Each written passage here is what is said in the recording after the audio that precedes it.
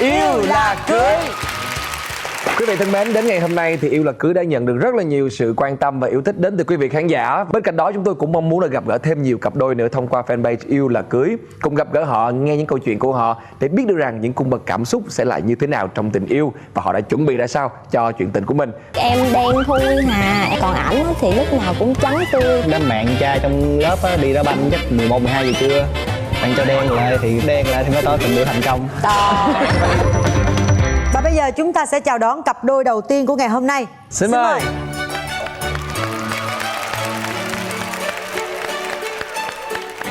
Rồi mời hai em. Rồi mời hai bạn giới thiệu về mình đi. Em tên là Quang Việt Trinh, sinh năm 1993. Em ở nhà kinh doanh nhà nghỉ và bán hàng online trên mạng. Em tên Thông, sinh 1992 ở Ô Môn, Cần Thơ.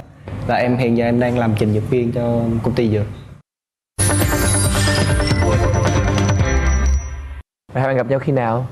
Đầu tụi em gặp nhau là vào năm lớp 7, là vào năm 2006. Thì lúc đầu chuyển sang lớp của em. Cái ấn tượng đầu tiên khi mà vừa vô á, cũng như là bạn có một cái gì đặc biệt hơn những bạn gái khác á, thành ra là chú ý lần đầu tiên luôn. Thì lúc đó là nhắm vào mục tiêu liền. Ở lớp 7 mà nhắm vô mục tiêu liền rồi đó hả? Là quen từ đó đến bây giờ luôn á hả? Dạ đúng Dạ, rồi. đúng rồi. Thiệt á hả? Mấy năm Dạ, rồi? dạ, Mấy năm? 12 năm. Trời. Ngày 6 tháng 3 năm 2018 là tụi em vừa tròn 12 năm. Wow. Tình yêu học trò chắc là vui lắm ha. Tụi em 12 năm là nhiều chuyện lắm. Lúc mà giáo viên á thấy em học khá thì chỉ xuống bàn dưới là cô bạn gái Ảnh em. ngồi bàn cuối, em ngồi Rồi trên ảnh. thì lúc đó thì em không biết nó kiểu như tỏ tình như thế nào đó, thì em cứ cố tình em mượn đồ, thì cứ quay lên mượn viết hết viết rồi thước này kia mượn hoài vậy đó. Rồi thì cũng viết giấy tỏ tình thôi chứ viết đơn giản lắm, nó viết Trinh làm bạn gái không nha. Thì lúc đó thì ấn tượng đầu thì Trinh rất là ghét. Sau là cái nhà bạn Thăng á là tiền á, cũng là hỏi giùm là lý do tại sao lại ghét vậy đó, tại tính mình cũng đâu có mà Mình đâu làm gì ai đâu đúng ghét rồi. mình, đúng không? Anh Tới tức hồi tệ mà. thì nghe là nó trắng hơn là Trinh cho nên ghét vậy. Dù gì chắc là mình cái mình ghét người ta. Tại lúc đó chị không biết em đen thui hà, đi ra đường chơi là không khăn không nón gì hết á. Còn ảnh á thì lúc nào cũng trắng tươi, tay chân là không dính một miếng bụi luôn. Đó, rồi em thấy con trai gì mà đẹp hơn con gái nữa, sạch sẽ hơn con gái, em nói thôi không thích con trai như vậy. Rồi cái tỏ tình là Lúc đó là chưa đồng ý, cái sau là em mới nghe vậy đó, cái em mới đi cũ đám bạn trai trong lớp á, đi đá banh chắc 11, 12 giờ trưa. Bạn cho đen lại thì cũng thời gian đó thì đen lại thì mới tỏ tình được thành công. Rồi lúc đó em thấy đen rồi. Em nói cũng như buổi học bình thường thôi, ở dưới bàn á tự nhiên thảy lên miếng giấy, cái em dạch ra em coi, cái em thấy anh ghi trong trỏng á là Thông đen rồi nè, Trinh đừng ghét Thông nữa, là làm bạn gái Thông nha. Anh ghi vậy đó, cái em quay xuống em nhìn ảnh, tại vì ngày thường ghét lắm Không để ý chị, phải không không? có thèm để ý. Cái bữa nay nhìn lại ảnh đen mà chẳng như ảnh đen thường, mà ảnh đen mà như bị cháy da, ảnh đỏ luôn á. Cái tự nhiên lúc đó cảm giác của mình là cái người con trai là tuổi còn nhỏ nhưng mà biết để ý, biết lắng nghe tới cái cảm nhận của mình, rồi biết làm theo nữa. Cái mình có cái sự cảm động, cái em suy nghĩ một hồi, cái em ghi vào miếng giấy đó là em chỉ ghi một chữ một thôi, em chuyền xuống dưới lại. là coi như là tỏ tình đi. Dạ. Rồi bây giờ là muốn ảnh đen hay là muốn ảnh trắng? Em muốn ảnh trắng rồi chị, lúc bây giờ Bây giờ dưỡng da trắng lại thì không dạ, được, phải bây không? giờ Hối em hận đi rồi, phải không? dạ đúng rồi. Cái ảnh mới nói á là anh đen là tại ai đó, anh đen là vì ai, vì em chứ vì ai. Thôi thì bây giờ thì gắng dưỡng trắng rồi thì đừng có cằn nhằn nữa. Đúng rồi. 12 năm có những cái lúc nào bị gián đoạn không? Dạ có. Khi nào? Thường là hè thì ảnh sẽ về bên Campuchia, tại vì người thân ảnh ở bển. Thì vào cái hè đó thì năm lớp 9 á, thì cái lúc đó em cũng về như thường lệ như mọi năm vậy đó. Thì về bển thì ông nội á, thì mới muốn giữ em lại đặng kiểu làm quen với việc kinh doanh của gia đình. Thì không có muốn cho là em về để tiếp tục học. Ủa, lo. là lúc em ở đây học là em ở với Dạ em ở mình nên. Dạ ở một mình, ở nhà của ảnh. Lúc trước thì nhà đó là có ba mẹ ở cùng, nhưng mà sau đó ba mẹ vì công việc làm ăn là phải về Campuchia lại. Rồi ảnh ở lại đây một mình, rồi thỉnh thoảng thì là ba mẹ sẽ về thăm. Thỉnh thoảng ba mẹ về thăm, cho nên chính vì vậy nên cái năm lớp 9 ảnh về bển thì là người thân rất là sót. kêu ở lại bển luôn. Dạ kêu ở bển luôn, không cho xa gia đình Rồi nữa. sao? Thì cái lúc đó thì em cũng thuyết phục nó là về, chủ yếu một phần là ham học, cái nữa thì là cũng có quen bạn gái ở đây á, thành ra cố gắng thuyết phục về. Là cho về. Nhưng mà chị vẫn đang thắc mắc 14 tuổi rồi em ăn uống làm sao rồi? Ăn cơm tiệm chị. Cái tuổi đó rất là dễ bị hư hỏng, cái bạn bè rủ đi chơi Chính đi. vì vậy cho nên là ba mẹ em rất là thương ảnh, dành nhiều sự quan tâm cho ảnh lắm, giống như là bù đắp lại cho ảnh. Lúc đó là em đã dẫn bạn trai mình về nhà Năm chơi. lớp 9 là ba mẹ em biết em có bạn trai, thì lúc đầu là cũng có ngăn cản, tại vì tuổi còn nhỏ quá mà ở nông thôn nữa, người ta sẽ không cho mình quen bạn trai ở cái tuổi đó. Nhưng mà ba mẹ em suy nghĩ lại thì nói là thà là mình cứ cho con mình đi quen bạn trai đi, tại vì nó đã tới cái tuổi biết yêu rồi. Mình cấm cản á, thì là nó sẽ trốn Lén đi lút chơi. rồi Dạ này đúng rồi, kia. mình không kiểm soát được là nó đi đâu làm gì với ai. Thôi thì mình cứ cho nó quen, rồi nó đi đâu làm gì với ai nó sẽ báo cáo với mình chính xác. Nhưng mà lúc đó tụi em hiểu chuyện lắm, không có đi ra ngoài chơi lung tung. Hai đứa em toàn là về nhà em chơi không à. Rồi tranh thủ cái lúc mà ảnh ở nhà em thì ảnh ôn bài cho em, thì ba mẹ em thấy vậy nên càng hài lòng nữa. Thì bạn là phải hiền lắm nè, không có đi chơi cái tuổi đó dễ hư lắm. Dạ dạ. Bạn bè rủ rê. Với lại ba mẹ em cũng nói á là 14 tuổi mà ảnh thấy xa ba mẹ nhưng mà lại không có hư hỏng, không chửi thề, rồi không tụ tập đi chơi bời liêu lỏng hỗn hào với người lớn, nên ba mẹ em rất là thương ảnh. Mà tính tình từ đó đến giờ là vậy luôn à, có bao giờ thay đổi không? Dạ không. Nụ hôn đầu tiên là khi nào? Là theo như nếu em nhớ không lầm là khoảng năm lớp 12. 12. Dạ. Quen từ lớp 7 tới lớp 12, 5 năm thì không hả? tại vì mấy năm đó thì mình chỉ là học trò thôi, thành ra Dạ, cũng không có. nhát lắm Với lại chị. em lúc đó em còn nhỏ, em cực kỳ nhát luôn, thành ra Chứ mỗi là lần qua nhà bạn gái chơi là làm gì, là ngồi học thì rồi ngồi chơi. học rồi Dạ, ăn ngồi ở phòng bánh khách. này kia. Dạ. Mẹ em đem nước đem bánh ra, hai Dạ. đứa ngồi ở phòng khách coi tivi rồi Rồi học học bài này kia thôi. chỉ vậy thôi à. 5 năm. Dạ. Rồi. Hai Bạn sao bè có không? nhiều kỷ lục chương trình. Thì tại vì cái năm lớp 12 đó thì hai đứa mới chở nhau lên công viên, thì ngồi nói chuyện này em cũng vô tình em làm cho bạn gái em dặn, thì cứ ngồi mà mình năn nỉ hoài thấy cả buổi cũng không được. Lúc đó cái mình lé ra một cái cũng như là ý như là mình hung cái đi rồi mình tính tiếp. Lúc đầu là tính hung má thôi, nhưng mà ai ngờ nó nhắm chặt đi cái nó hung mé môi lại. Cái lúc đó thì cái thành ra Chưa có kinh nghiệm. cái thành ra lúc đó thì thấy Trinh cũng hết giận, lúc đó cũng vui, cảm thấy mình cái kế là mình thành công rồi. Wow, coi như là tình yêu đầu tiên cũng đầy nhau rồi, nụ hôn đầu tiên cũng dành cho nhau luôn. Có những câu chuyện ghen nào vui không? Dạ, ảnh không có tinh tế nên mỗi lần ảnh có con gái gọi cho ảnh, nhưng mà cái người đó là thường xuyên gọi mà những cái lý do nó không đáng mà cứ gọi hoài thì Ai gọi cho em vậy? Dạ thì mấy bạn lớp khác á Gọi em chi? thì Lớp khác mắc gì gọi cũng nói chuyện bình thường, rồi nhầm khi thì hỏi bài em này kia, tại lúc đó em cũng không suy nghĩ nhiều á, là gọi em là để kiểu như nói chuyện đừng tán tỉnh em hay gì đó, em cũng không suy nghĩ tới. mà Thì- nhiều không, nhiều người không? nhiều lắm anh. Em lập danh sách em đưa cho anh, em nói là những người này á, là đã biết anh có bạn gái rồi nhưng mà làm như vậy là không đúng. Nhiều khi anh vô tư, anh tiếp xúc nhiều nhưng người ta lại không vô tư, người ta lại nghĩ theo một chiều hướng khác thì nó không hay.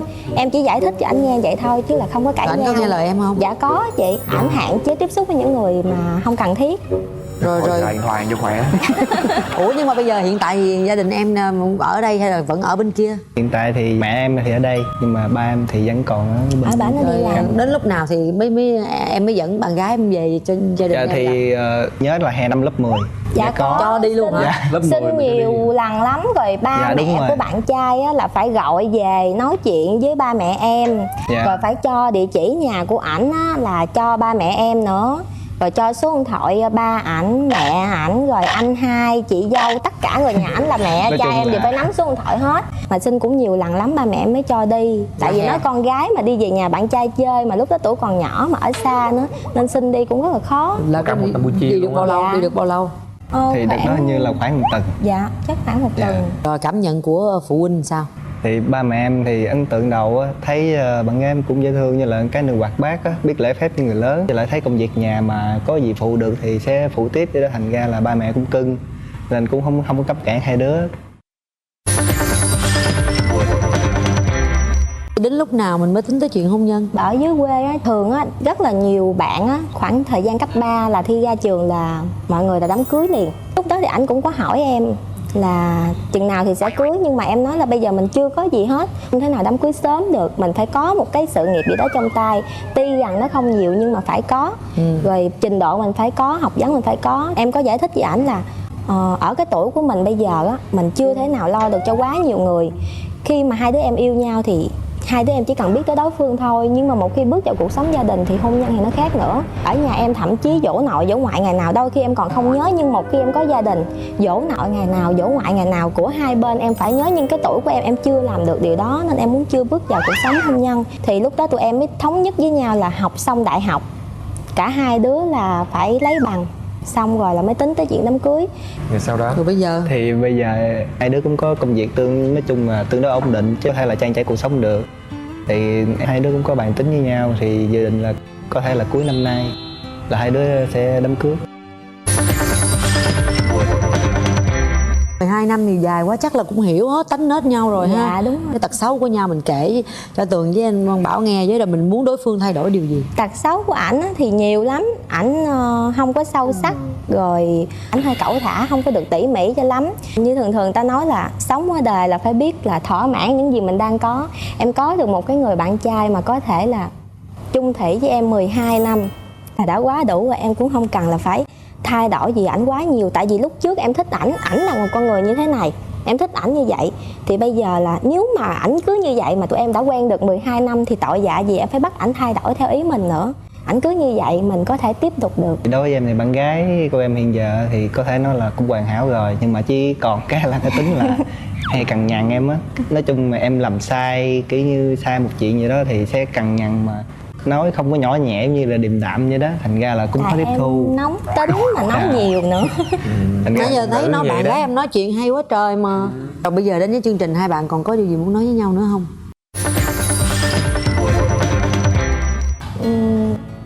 Em chỉ muốn là cho dù sau này á là bản thân em có thay đổi như thế nào đi chăng nữa thì tình cảm của hai đứa mình em muốn là không có bao giờ thay đổi hết. Còn anh thì mong muốn là hai đứa mình vẫn mãi như vậy, tình cảm thì sẽ bền vững. Thực sự là một tình yêu quá dài, quá đẹp. Tường cũng không có biết lời gì khuyên hai em hết, thì cố gắng giữ cho nên chị rất là mừng. Tại vì bạn gái em là một người rất là chín chắn. Phụ nữ thì nói chung phải có nói nhiều, em phải thông cảm. Tại vì cuộc đời không ai hoàn hảo hết, được cái này phải mất cái kia. Giống như bạn ấy cũng không muốn em thay đổi gì thì đôi lúc thôi kệ. Đó, người ta có cằn nhằn cũng muốn cho mọi thứ nó tốt hơn thôi.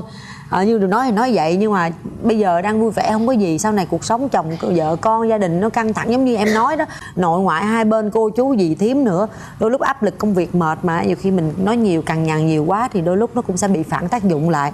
Nếu mình dồn ta vô chân tường quá thì nó sẽ, cái lò xo mà nó sẽ bung ra. Vậy cho nên là mình bớt một chút xíu, mình nghĩ đến nhau chút xíu thì chị nghĩ tình yêu này là chắc chắn đẹp và chắc chắn bền vững thôi. Lo cho con cái nữa, sắp đến ngày đám cưới rồi, vui vẻ lên và nắm chặt tay nhau. Chúc hai bạn hạnh phúc. Dạ nha. cảm ơn. Rồi, cảm ơn hai bạn.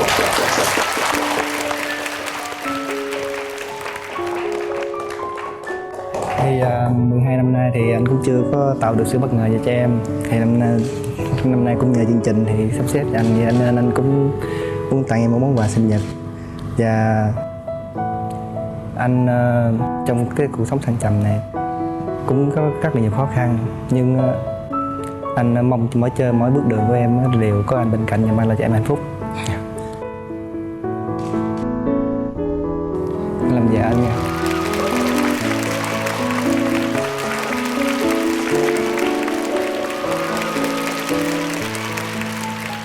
Em cảm thấy như thế nào? Lần đầu tiên anh tạo được cái sự bất ngờ cho em. lần đầu tiên sau 12 năm hả? Dạ đúng rồi. Chứ hồi tại đó vì- giờ khô khan lắm mà không có quà không cát phải không? tại vì á, tính của em á, thì quá tiết kiệm, mà em sợ ảnh á, là mua quà đắt tiền, cho nên mỗi lần sắp tới sinh nhật hay là những ngày lễ em đều đi theo ảnh á. Em hỏi là anh tặng cái gì vậy, có mắc tiền không, nếu mắc tiền là giận nha.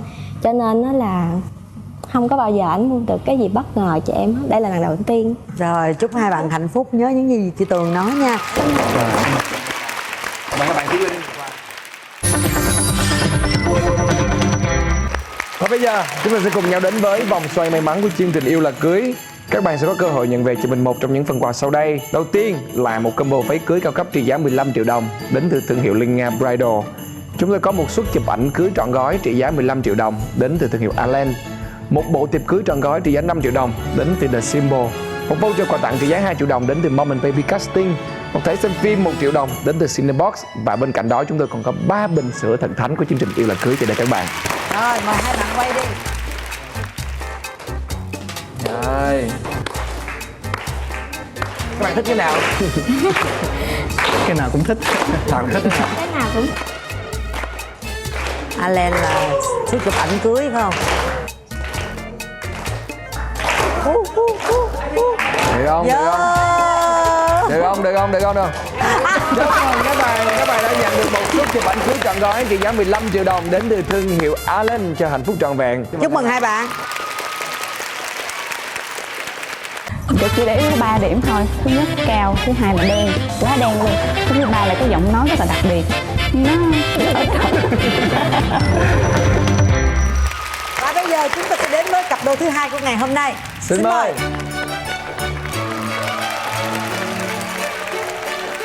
Ôi, mời hai bạn. Chà, thấy hình như hai người này có một người quen quen. Bạn muốn hẹn hò hả? Đâu ai Bạn này là- nè, em tự giới thiệu cho chị nghe, Tường nghe là nhớ lại coi. Dạ, đầu tiên em xin chào tất cả khán giả, chào hai MC. Em tên là Lê Hữu Đạt, hiện đang công tác tại Trung tâm Nghiên cứu ứng dụng và Dịch vụ Khoa học Công nghệ Tiền Giang. Em là anh chàng kỹ sư nấm hồi xưa á chị. Thấy chưa, năm gia bạn muốn hẹn hò mà chứ Bao nhớ nhiêu thôi năm cũng rồi? còn Dạ, bạn muốn hẹn hò số 285. người ta tham gia mà em nhớ luôn. Sao em Em nói là chưa quen chị đúng không? Dạ, chưa, nhưng mà em coi cái tập đó tới 3 lần. Coi tập Tại đó 3 sao? lần. Coi đi coi lại chung với ba mẹ em chắc cũng phải Chi vậy? hơn 10 lần. Sao coi dữ Coi vậy? lúc đó là quen anh này rồi mới lấy ra coi lại. Chưa, hả? dạ chưa coi. À lúc đó coi bạn muốn hẹn hò là khoái anh này hả? Dạ để ý thôi. Trời đất ơi. Mà lúc đó bạn này có đi về không hay là Lúc đó là có bấm nút không? Dạ có bấm nút. Có bấm nút. Nhưng mà tại vì em thì ở với Mỹ Tho, còn bạn nữ đây thì ở Sài Gòn, nên Cái điều kiện nó không điều kiện có nó không thuận cho lợi. phép. Hai đứa em chỉ dừng ở mức độ tìm hiểu. Rồi thôi bữa nay Rồi. giới thiệu bạn gái mới nè. Dạ, Giới thiệu đi em. Em xin chào anh Quang Bảo, em xin chào chị Cát Tường, em tên là Phương Thảo. Em bằng tuổi bạn Đạt là anh em 27 tuổi. Em công tác thì ở Trung tâm Thông tin Thống kê, cùng sở với bạn Đạt là Sở Khoa học Công nghệ tỉnh Tiền Giang. Rồi cơ duyên nào mà hai bạn gặp nhau? Thật sự là hai đứa rất là có duyên. Lúc đó em mới vào làm có nửa tháng thôi, thì cái bạn làm chung với em á, bạn nói là Thảo có hay coi chương trình Bạn Muốn Hẹn Hò không? Cái em nói là có. Cái nói là sở mình có một bạn tham gia Bạn Muốn Hẹn Hò. Cái em hỏi là số mấy, cái bạn nói là số 285. Em về em coi, cái em để ý là trời ơi, chỉ để ý có 3 điểm thôi. Thứ nhất cao, thứ hai là đen, quá đen luôn. Thứ ba là cái giọng nói rất là đặc biệt. Nó ở trong. Cái sau khi mà em đi quay về xong á chị, cái em nổi tiếng toàn tỉnh Tiền Giang luôn chị. Em đi đâu cái ai cũng biết em hết trơn chị. Rồi xong rồi cái bạn đó giới thiệu cho em thì em cũng nghĩ là chỉ coi vậy thôi, chứ tại vì hai trung tâm gần như là rất là xa nhau, thành ra là cũng không có nghĩ là sẽ gặp nhau. Nhưng mà ai về là nửa tháng sau thì bên tỉnh của em á tổ chức cái cuộc thi là bình đẳng giới. Đáng lẽ cái anh kia ảnh đi nhưng mà không biết sao tự dưng cử em đi. Rồi bên này thì cái bạn này bạn vừa đi công tác, cái bạn mới vừa ra khỏi cửa lại bị cái chú phó giám đốc bên kia kêu lại mày đi tham gia chương trình đó đi, là coi như là hai đứa giống như là có duyên, Duyên gặp nhau dạ, trong đúng chương rồi. trình bình đẳng giới đó. Dạ. Rồi Nhân các bạn, duyên hết trơn ha. Dạ các bạn đúng rồi. thấy bạn gái của mình bây giờ lúc mà bạn thấy như thế nào? Cái ấn tượng của bạn á? Cái lúc đó em thấy trời, người mới vô kìa, mặt cũng dễ thương quá. Chỉ lúc đó là chỉ mới để ý thôi, mà em không biết là có bạn trai hay chưa. Bởi vậy em cũng tìm hiểu nữa. Xong rồi từ từ thấy mà này cũng được, dễ thương. Bắt đầu cái tiến tới làm bộ hỏi này kia nọ. Thực ra là cũng không phải là tự nguyện đâu chị, mà là bị mọi người gán ghét.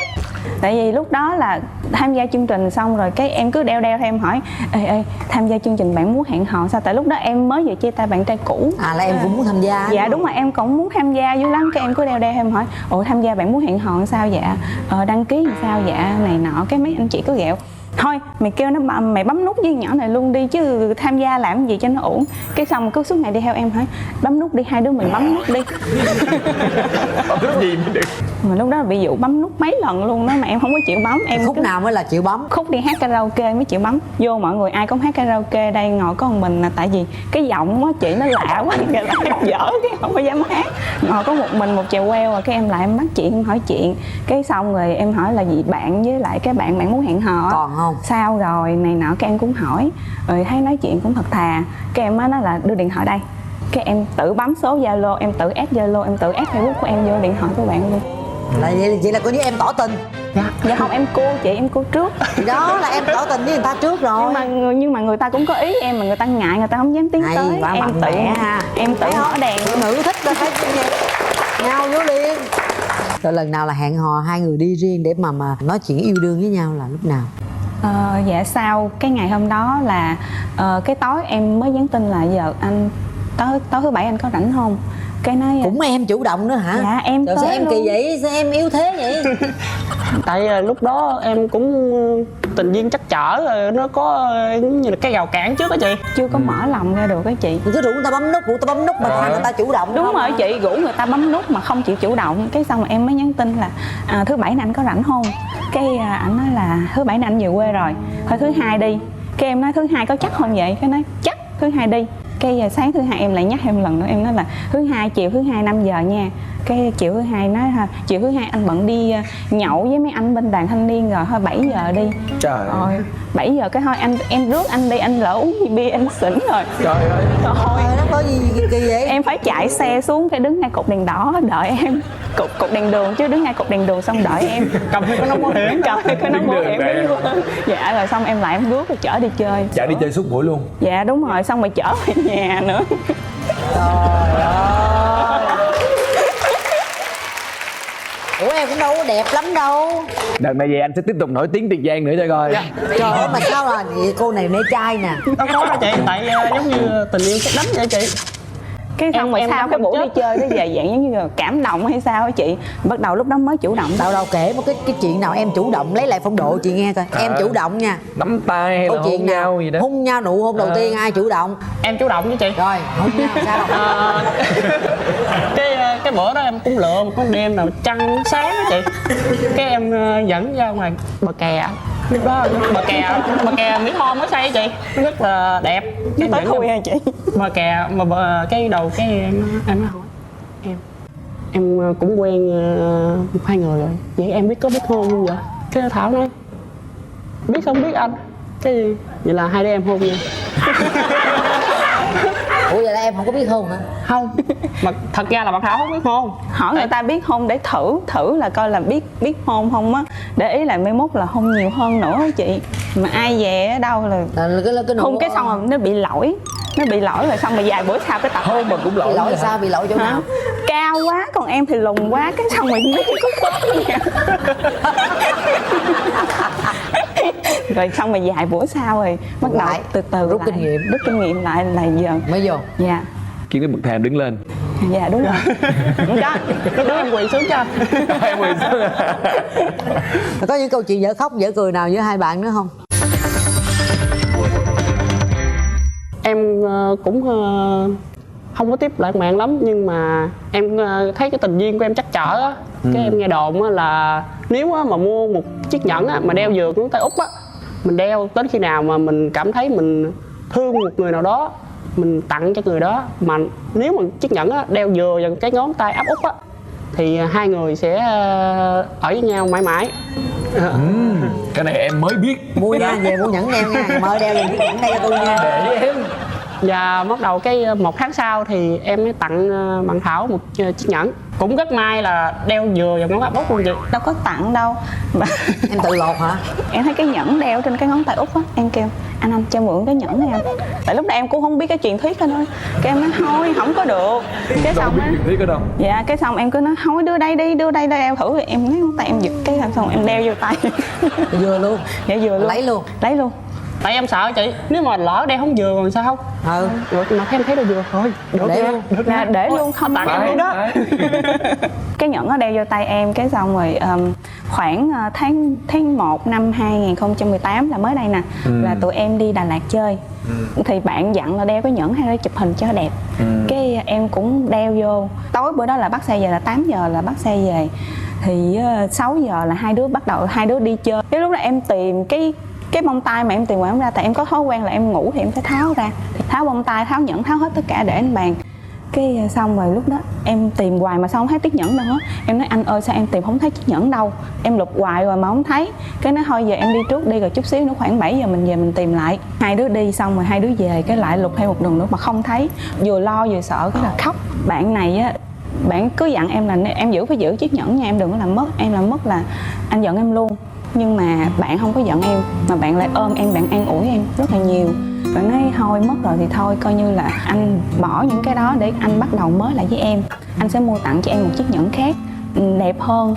Em nói là nhưng mà cái nhẫn nó có ý nghĩa với hai đứa mình. Cái sau mà ảnh ôm sao cái tự dưng cái ảnh nhìn lỗ tai em rồi nó nói trời ơi cái nhẫn nó móc vô cái bông tai á, cái lỗ tai cái em đeo lên em đi toàn ten mấy tiếng đồng hồ mà em không phải. Vậy mà nó không rớt có nghĩa là chắc chắn luôn giờ thôi. Dạ đúng rồi. Nói Trời em lúc đó hả là em khóc còn lớn hơn nữa, em khóc trời nguyên cái quá khách sạn ai đó. cũng nghe hết trơn.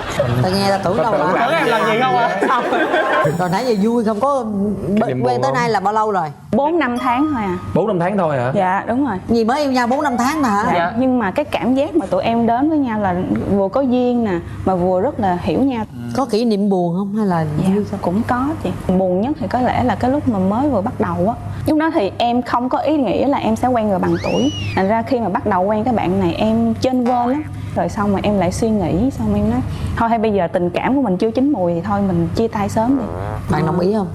Dạ không chị, đâu có dễ vậy chị. Em vừa nhắn tin mà em vừa khóc. Xong các bạn gọi điện, bạn nói là em đừng có suy nghĩ như vậy. Em sợ một thì anh sợ 10. Tại vì anh đổ vỡ còn sâu sắc hơn em. Xét tới cái ngày mà mình đã mua nhẫn cưới cho người ta rồi mà người ta còn bỏ mình đi, người ta theo người khác, thì là em nghĩ coi ai đau lòng hơn là em hay là anh. Anh tin tưởng là em sẽ mang lại hạnh phúc cho anh, anh cũng sẽ mang lại hạnh phúc cho em. Tới lúc đó mình nghe vậy cái tự dưng mình nói trời ơi, người ta vẫn tin như vậy còn mình sao tự Lỗi dưng cho mình đúng không? Dạ. Mình thiếu niềm tin. Dạ đúng rồi. Quyết định cưới rồi hay sao? Dạ đúng rồi. Tháng 5 âm lịch tụi em đám hỏi, chắc khoảng là cuối năm tụi em là đám cưới. Bây giờ hai bạn cũng đã định sẵn cái ngày hết trơn rồi. Nhưng mà mình đã hiểu hết về nhau chưa? Tật xấu của bạn này là gì em biết không? Rồi em muốn anh ấy thay đổi điều gì? Tật xấu hả? Tật xấu thì vô biên, ở dơ đồ đạc quần áo hả, vô trong phòng của ảnh hả là đồ ha, dục tè le hột me, chén đũa hả, ăn xong chắc để phải mấy ngày mới rửa một lần á. Bây giờ ngồi gần là thơm không hay hôi? Dạ thơm Không, chị. sáng giờ xịt dầu thơm mấy lần rồi chị. Có tắm thường xuyên không? Xịt thôi chứ nhiều khi không tắm. Không, ngày nào cũng tắm nhưng mà gội đầu là 2 ngày gội một lần. Có mấy cọng tóc mà. Là cái đầu em gì mà gọi nhiều quá thì nó hao xà bông. Bây giờ em muốn anh thay đổi điều gì? Mà tất cả mọi tính xấu em đã thấy hết. Em cảm thấy là em chấp nhận được cái tính xấu đó. Em mới đến với anh ấy thì em nghĩ là em không cần thay đổi gì. Còn em? Thì em hy vọng là khi mà hai đứa em tiến tới hôn nhân và trở về sau thì Thảo cứ chính là Thảo như bây giờ là được rồi. Chúc mừng hai em. Rồi. Ngày đám cưới thật là vui ha. Anh cũng có một món quà tặng em. Cái ngày 14 tháng 2 em tặng anh một cái hộp quà gồm 7 điều ước. Trong đó em viết 6 điều ước vào đây và em chừa một cái điều ước còn trống. Em nói rằng là nếu mà sau này á anh có muốn em làm điều gì á thì anh cứ xé một điều ước ra, anh nói với em và em sẽ làm theo cái điều mà viết trong tấm giấy như vậy. Còn em còn tặng anh thêm cái mặt nhăn nhó nữa, biểu hiện là Cái mặt anh á. mặt em Dạ, đúng chị. rồi. Hôm nay anh đứng trước chương trình này, 6 điều ước này đối với anh nó thật sự nó quan trọng đó, nhưng là nó mang tính nhất thời thôi. Em chỉ được sử dụng một lần, cuộc đời em dài lắm, em không muốn như vậy.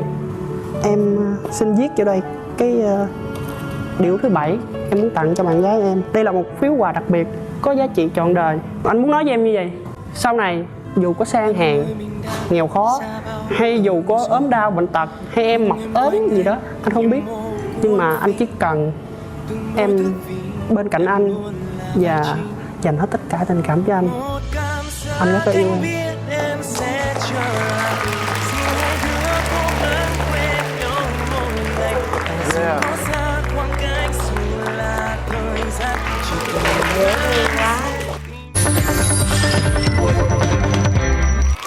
Rồi. Có nhau, vui rồi. Bây giờ chuẩn bị cưới thì sẽ có quà. Đây là những cái phần quà đến từ vòng xoay may mắn của chúng tôi. Chúng tôi có những cái phần quà như sau. Đó chính là một combo váy cưới cao cấp trị giá 15 triệu đồng đến từ Linh Nga Bridal. Một suất chụp ảnh cưới trọn gói trị giá 15 triệu đồng đến từ thương hiệu Allen. Một bộ thiệp cưới trọn gói 5 triệu đồng đến từ The Symbol. Một voucher quà tặng trị giá 2 triệu đồng đến từ thương hiệu Mom and Baby Casting. Và một thẻ xem phim đến từ Cinebox trị giá 1 triệu đồng. Và ngoài ra chúng tôi còn có 3 bình sữa của chương trình Yêu Là Cưới. Rồi.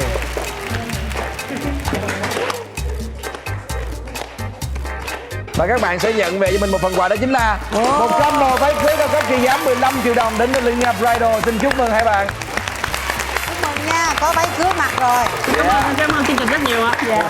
Thưa quý vị, như vậy là thời lượng phát sóng đã hết rồi quý vị ạ. Chúng ta sẽ gặp nhau vào tuần sau nhé. Vẫn khung giờ quen thuộc 15 giờ thứ Bảy trên kênh HTV7. Và quý vị cũng có thể xem lại chương trình thông qua kênh YouTube của chúng tôi là MCV Media và cổng thông tin Love TV. Và quý vị cũng hãy nhớ luôn luôn theo dõi fanpage Yêu Là Cưới để ủng hộ các cặp đôi. Và nếu như cặp đôi nào các bạn muốn đăng ký tham gia thì hãy đăng ký liền tay với chúng tôi các bạn nhé. Còn bây giờ thì Quang Bảo và Cát Tường xin chào và hẹn gặp lại quý vị.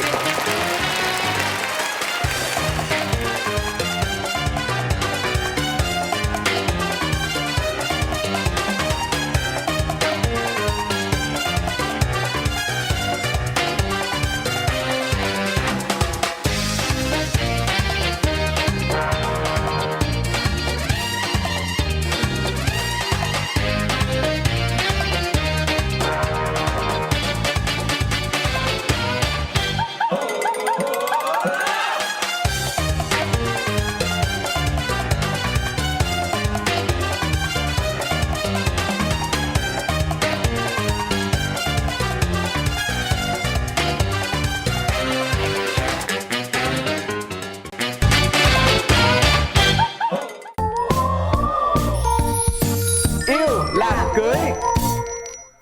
Quen nhau được một tuần thôi chị là em dẫn về trên nhà em là gặp con em. Nó gặp trong vòng khoảng 2 tiếng là gọi bằng ba luôn. Trời đất. Trời ơi. Ấn tượng đầu tiên của em gặp Trang khi đó là em đợi Trang sau 3 tiếng đồng hồ. Xong rồi thì em mới nhắn tin là em xuống đây rồi. Thì lần khi em gặp Trang thấy sao to quá. Hãy đến với Yêu Là Cưới vào lúc 15 giờ thứ Bảy hàng tuần trên HTV7